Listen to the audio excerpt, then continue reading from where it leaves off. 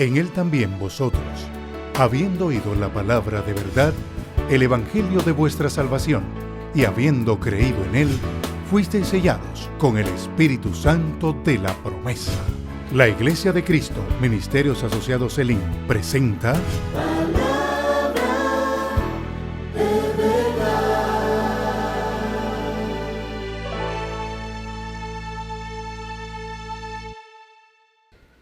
Qué lindo es el Señor. Quiero pedirles que me acompañen en esta hora a estudiar las Escrituras, a ver qué dice Dios, qué tiene Dios para nosotros. A mí me llama la atención que, sabiendo el pueblo de Dios que estamos viviendo un tiempo muy particular, mucha gente se ha quedado como indiferente, como que si no supiera lo que estamos viviendo. Y miren, hermano, estamos viviendo un tiempo muy particular, donde estamos viendo tantas cosas suceder, que nos indica a la luz de la Escritura que estamos en los umbrales del final. De verdad, créamelo, es así. Pero usted dirá, bueno, pero si estamos en los umbrales del final, ¿por qué entonces hay que estar estudiando? ¿Por qué entonces hay que estar trabajando? Porque la Biblia dice que nosotros debemos de hacer lo que hacemos con excelencia para la gloria y la honra del Padre, hasta que el Señor en su gracia y su misericordia venga a buscar a su pueblo. Así que no vamos a estar ociosos sin hacer nada, porque el Señor viene, pero porque el Señor viene vamos a estar más listos, porque los hombres no trabajamos para los hombres, trabajamos para Dios. Amén. Así que lo que estamos haciendo lo vamos a hacer con más excelencia para la gloria y la honra del Señor. Y por eso nos preparamos y por eso todo aquello. Pero en el plano espiritual hay que estar preparado también. Porque estamos viviendo un tiempo muy, pero muy difícil. Tiempos peligrosos. Tiempos donde ya usted no sabe si la seguridad suya está bien en su casa, con todos los sistemas que usted pueda poner de alarma y de todo lo que usted quiera y todo lo que usted pueda tener de seguridad. Usted no lo sabe. Usted no sabe si andar armado es mejor que andar desarmado. Porque a cada momento las noticias nos enseñan y nos muestran cómo gente que van armada lo encañonan y le quitan el arma y algunos hasta los matan, ¿verdad? Y ya no sabemos, pero si estamos confiados en Él y si Él es nuestro guardador y si hemos puesto nuestro amor en Él, la Biblia dice que caerán a nuestro lado 1000 y 10,000 a nuestra diestra, pero a nosotros no llegarán. Entonces es importante que en este tiempo final nosotros nos preparemos, estemos listos, estemos preparados para el encuentro con el Señor. Es un encuentro glorioso. Y por eso hoy quiero hablar de la casa del alfarero. Quiero aprovechar para bendecir a los que nos siguen en la transmisión www.elinso.org.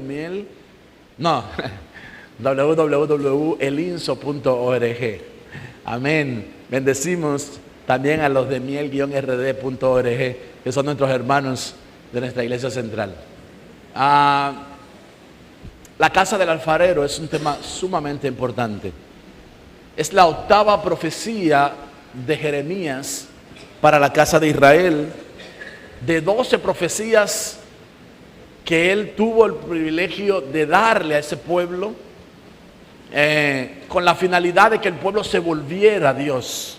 Yo quiero decirle que cuando Dios habla a través de la palabra profética, es para hacernos volver en sí, es para despertarnos, para que le busquemos y para que recibamos de Él la gracia que Él quiere otorgarnos. Sin embargo, el pueblo de Israel, ante esas 12 palabras proféticas, se quedó indiferente y no hizo caso a la voz del profeta. Y es más, los sacerdotes golpearon al profeta Jeremías, maltrataron al profeta Jeremías, se levantaron y levantaron al pueblo en contra del profeta Jeremías por la palabra que él estaba trayendo. Es muy probable que hoy en día también muchos hombres de Dios que estamos predicando el evangelio, encontremos que algunos se levantan en contra de uno por estar predicando la palabra de Dios. Pero créanme que tenemos la necesidad imperiosa en este tiempo, hoy más que nunca, de hablar la palabra de Dios. A mí me asombra, me quedo pasmado de ver gente de tanto tiempo caminando en el evangelio con actitudes que no se corresponden a una gente que ya debiera de ser madura en Cristo. Mucha niñería dentro del pueblo de Dios. Cuando hablo de niñería me refiero al término que utilizó Pablo cuando le habló a la iglesia Y dijo, yo quisiera decirle cosas profundas a ustedes, pero no puedo. Y la razón por la que no puedo es porque ustedes son muy niños. Y dijo, ¿por qué eran niños? Porque tenían pleitos, celos, divisiones, contiendas. Y porque las obras de la carne abundaban en la vida de los creyentes. Y entonces él decía, ¿cómo voy a hablar cosas más profundas que me mostró el Señor con ustedes si ustedes no son capaces ni siquiera de tener un estilo de vida distinto con lo que ya Dios ha puesto en su corazón? Miren, hermanos, cuando comenzamos a caminar en esta carrera, no podemos nosotros quedarnos estancados. Esta es una carrera a distancia, es una carrera maratónica, pero al final la Biblia nos insta a que cuando corramos la carrera con paciencia, pero con el fin de obtener la victoria, no con el fin simplemente de participar. Yo les he compartido en muchas oportunidades que no es lo mismo simplemente comenzar una carrera. Mucha gente que ha comenzado la carrera de cristiano se han devuelto. Mucha gente que han comenzado la carrera de cristiano se han caído y no se han vuelto a levantar. Pero Dios tiene una palabra y Dios nos invita a que vengamos a la casa del alfarero, que nos acerquemos a la casa del alfarero para que ahí oigamos nosotros su palabra. En el libro de Jeremías capítulo 18 versos 1 al 4 voy a leer. El verso 1 dice, palabra de Jehová que vino a Jeremías diciendo, levántate y vete a casa del alfarero, y allí te haré oír mis palabras. Y descendí a casa del alfarero, y he aquí que él trabajaba sobre la rueda. Y el versículo 4 dice, y la vasija de barro que él hacía se echó a perder en su mano, y volvió y la hizo otra vasija según le pareció mejor hacerla. Padre, que tu Espíritu Santo nos ilumine, que tu Espíritu Santo ponga gracia en nuestras vidas y que podamos asimilar tu palabra en esta hora y que podamos ponerla por obra para la gloria y la honra de tu nombre. En el nombre de Jesús te lo pedimos. Amén y amén. Impresionante que siendo la octava profecía se cumple la simbología del número 8 en las Escrituras. El número 8 es reinicio, es comenzar de nuevo. Y luego de 7 profecías donde Dios le enrostraba al pueblo que no estaban viviendo como deberían de vivir como cristianos o como hijos de Dios, esta gente caminaba torcido pero no se enderezaba y Dios quería darle cada vez una oportunidad mejor. Y en el capítulo 18, Jeremías, utilizado por Dios, les habla y le dice que vayan a la casa del alfarero para que escuchen la palabra que Dios tiene.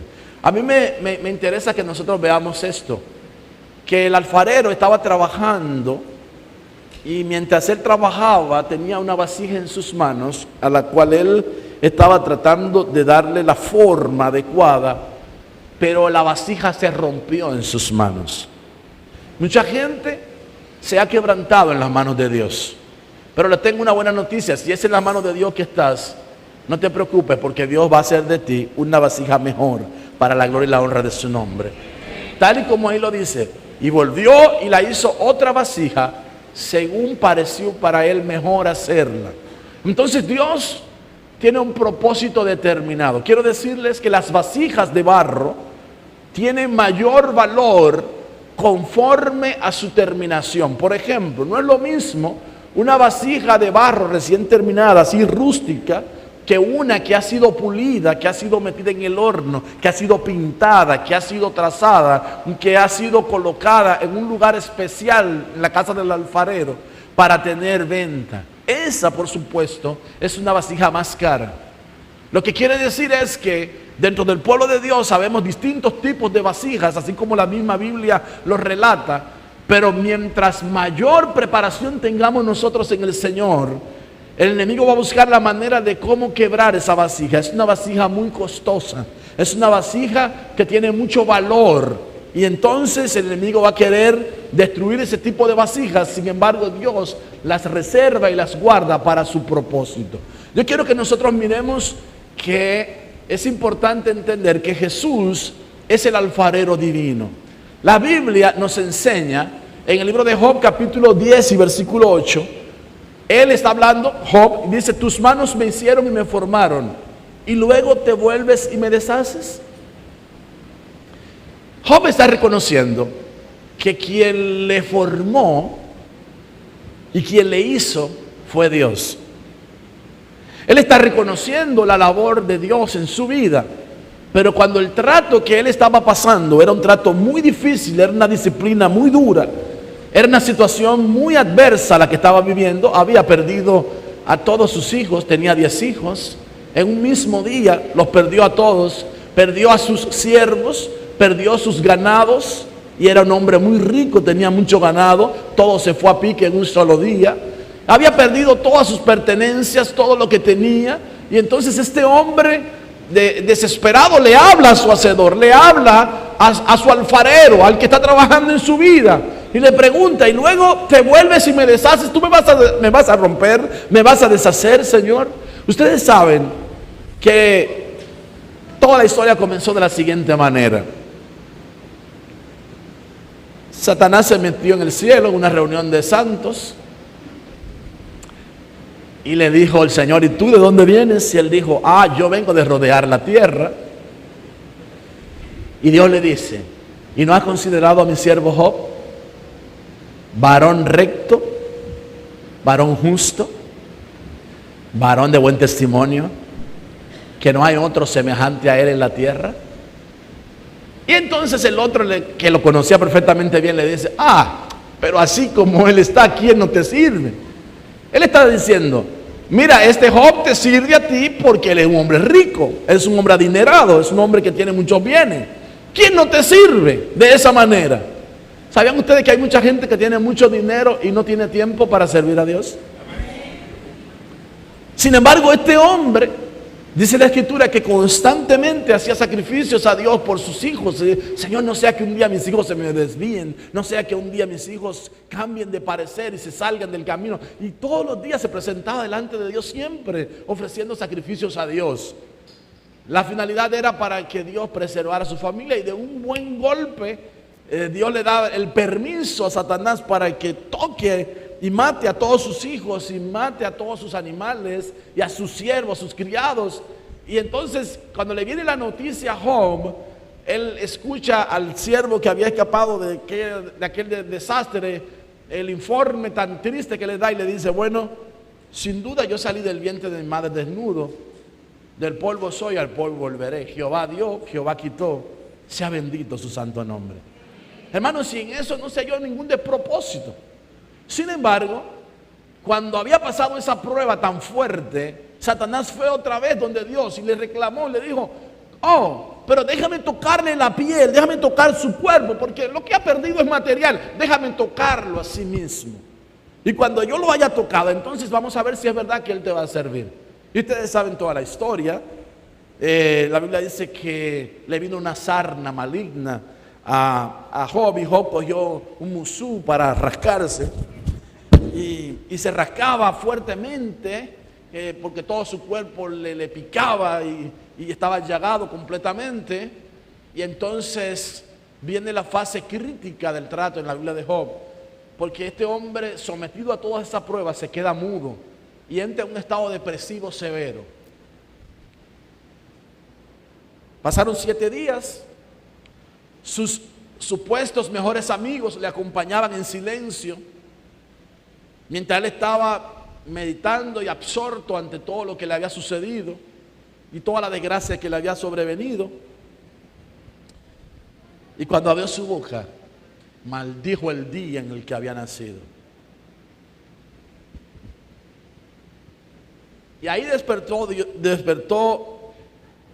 Job la desgracia más grande para su vida, porque los días subsiguientes, los meses subsiguientes, fueron meses horrorosos, no solo por el trato de la sarna que tenía en el cuerpo, sino porque los que eran supuestamente sus amigos se levantaron en contra de él para señalarlo, para juzgarlo y para acusarlo. Le decían, estás así porque has pecado, porque si no hubieses pecado no te hubiera venido nada de eso.